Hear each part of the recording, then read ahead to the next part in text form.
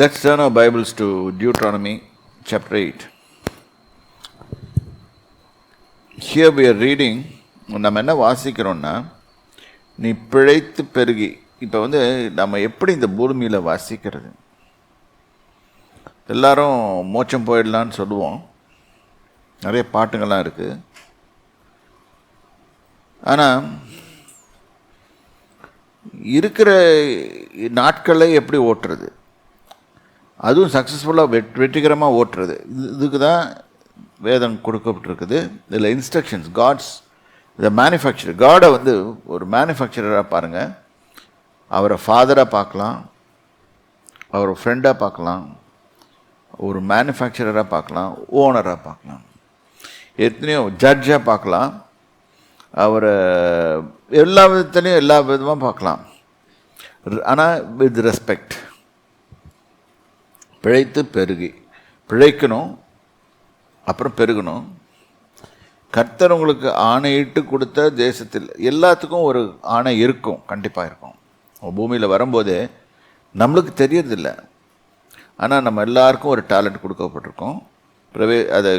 அது கொடுக்கப்பட்ட அந்த டேலண்ட்டை எடுத்து பயன்படுத்தணும். அதை சுதந்திரிக்கும்படி இன்று நான் அது டேலண்ட் எப்படி அன்லாக் பண்ணணும்னா இந்த வேத வாசனத்தின் மூலமாக தான்.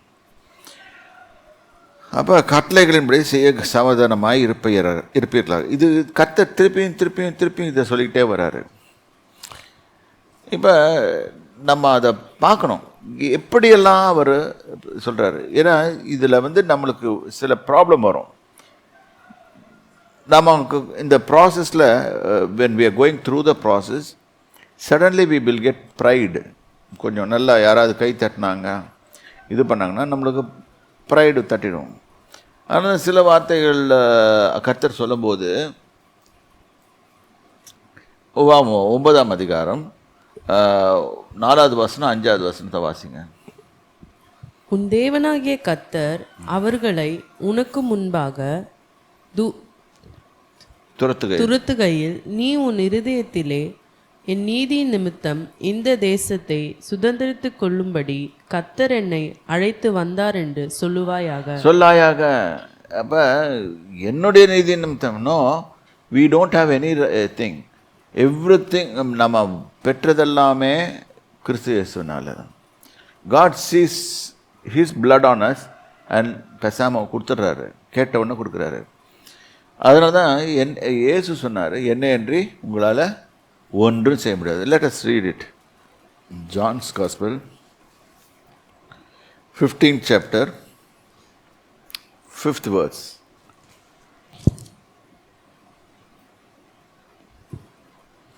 நானே திராட்சை செடி, நீங்கள் கொடிகள். ஒருவன் என்னிலும் நான் அவனிலும் நிலைத்திருந்தால் அவன் மிகுந்த கனிகளை கொடுப்பான். என்னை அல்லாமல் உங்களால் ஒன்றும் செய்யக்கூடாது. இப்போ கனி கொடுக்குற வாழ்வை பற்றி பார்த்துருக்கோம், முந்தையும் பார்த்தோம். அப்போ மிகுந்த நம்ம அவர்களை நிலைத்திருந்தால் தான் கனி கொடுக்க முடியும். So fruit yielding life. இங்கே அவர் கிளீனாக சொல்கிறார், என்னை இல்லாமல் உங்களால் ஒன்றும் செய்யக்கூடாது. ஸோ இந்த இடத்துல வரும்போது என்னை நிமித்தம் செய்தேன்னு நம்ம சொல்லக்கூடாது. கர்த்தர் இதை ப்ராமிஸ் பண்ணிட்டாரு. ரெண்டாவது, ஒருத்தனை துரத்திட்டு நம்மளுக்கு அந்த இதை கொடுக்கும்போது நம்ம விசுவாசித்து கர்த்தர் தம்முடைய நீதி நிமித்தம் இதை செய்கிறார் என்றது அதை உணரணும். 5வது வசனம், உபாகமம் 9:5 பாருங்கள்.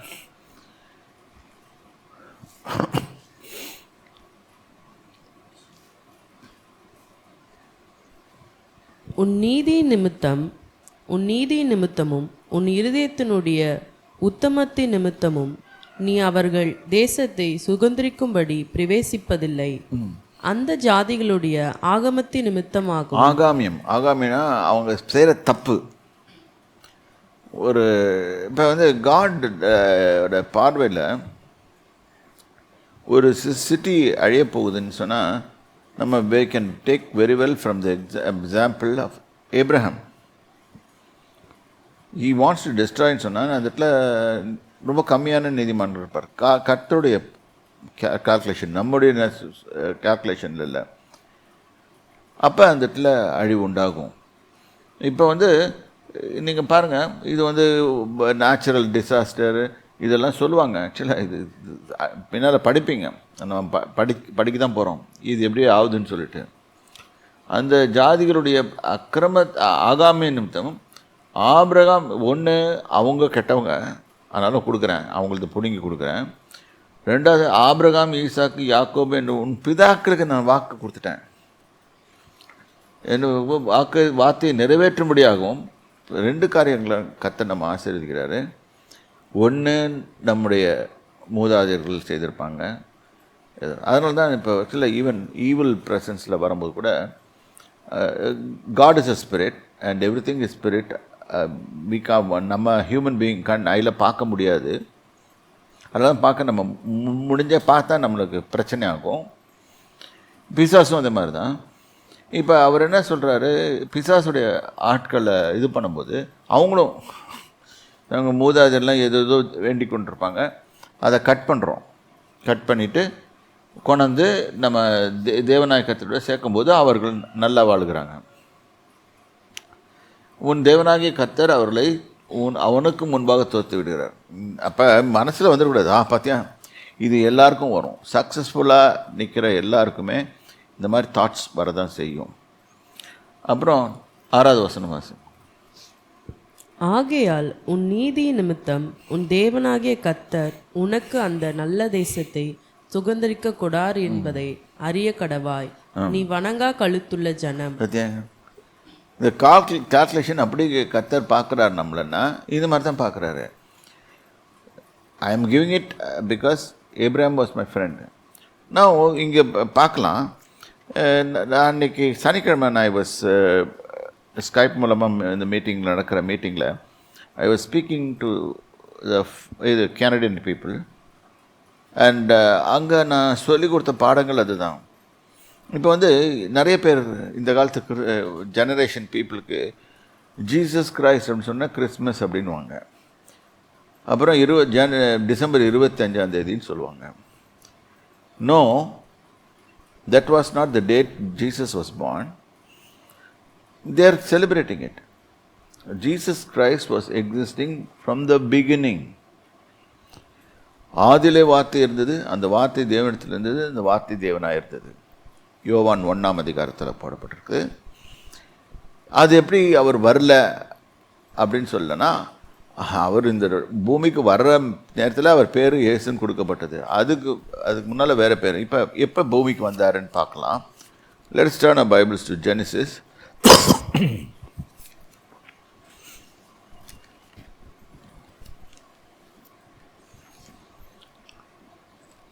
இது சோதோம் குமாரவை கர்த்தர் அழிக்கிறதுக்கு முன்பாக நடந்த சம்பவம்.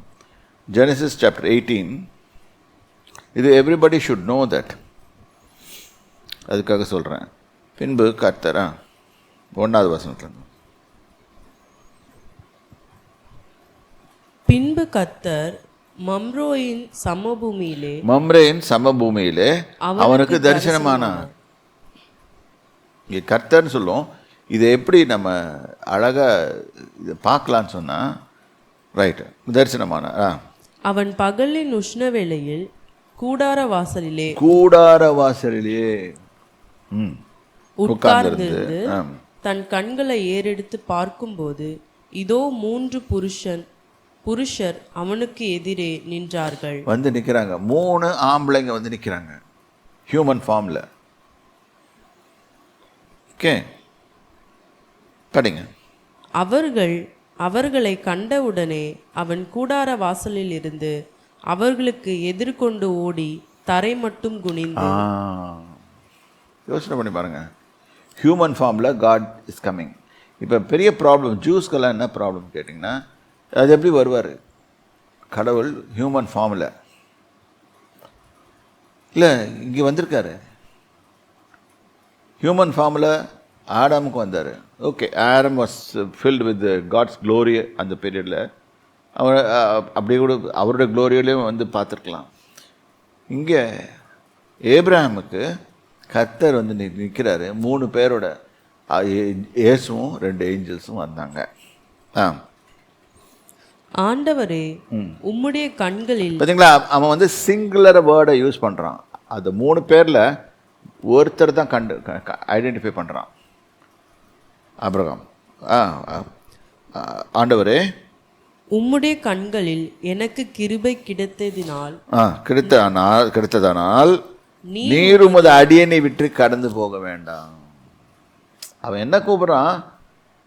ஆண்டவரே நீர் என்னோட கூட வந்து, அதான் நீங்கள் பாட்டு பாடுறீங்க, என் கூடவே இரும் ஓ இயேசுவேன்னு பாடுறீங்க. கரெக்டா? இவன் எங்கே கேட்குறான்?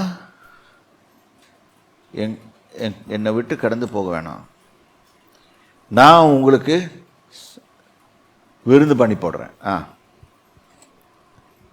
நீர் உமது அடியனை விட்டு கடந்து போக வேண்டாம், கொஞ்சம் தண்ணீர் கொண்டு வரட்டும், உங்கள் கால்களை கழுவி மரத்தடியில் சாய்ந்து கொண்டு. பார்த்தீங்களா, ஃபஸ்ட்டு அந்த காலத்தில் இருக்கிற பழக்கம் என்னென்னா, வீட்டுக்கு விருந்தாளிகள் வராங்க, ஸ்ட்ரேஞ்சர்ஸ் வராங்கன்னா அவங்கள வரவேற்று அவங்க காலுக்கு தண்ணி கூட வார்த்து, இயேசு இதெல்லாம் சொல்கிறாரு.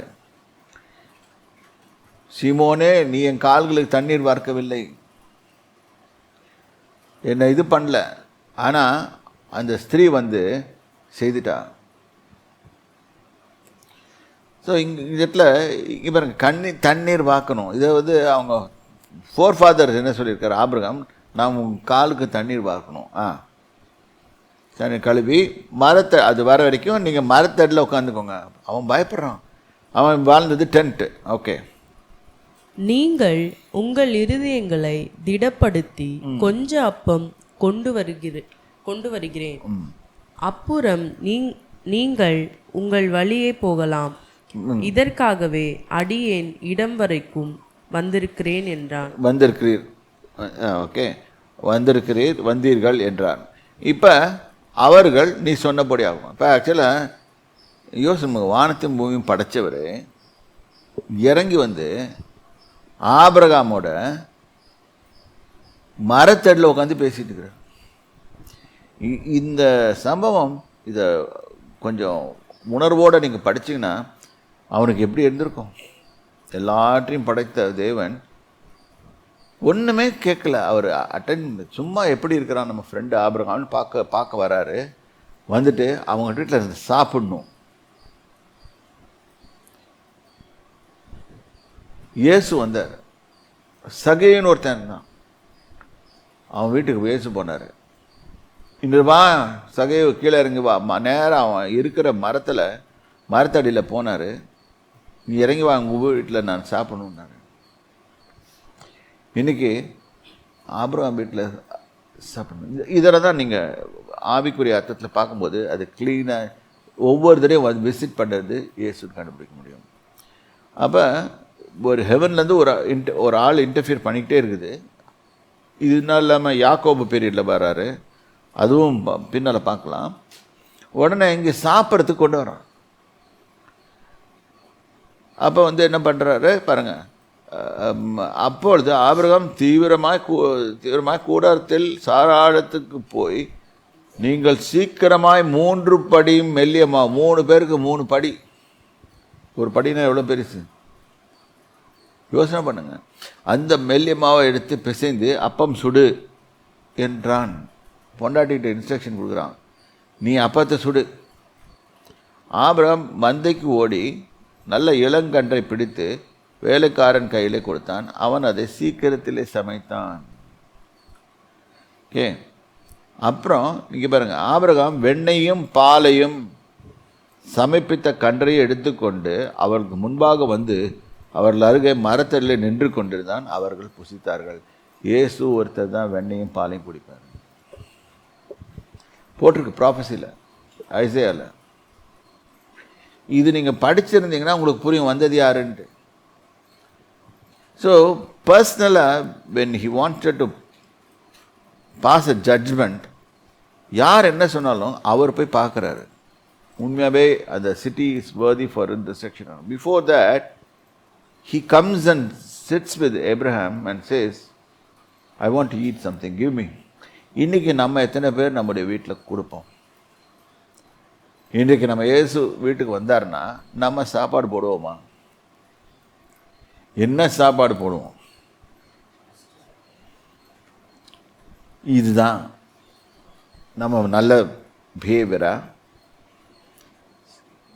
இப்போ இயேசுநாதர் இன்னைக்கு வந்துட்டார், இன்னைக்கு ராத்திரி நம்ம வீட்டுக்கு வராரு,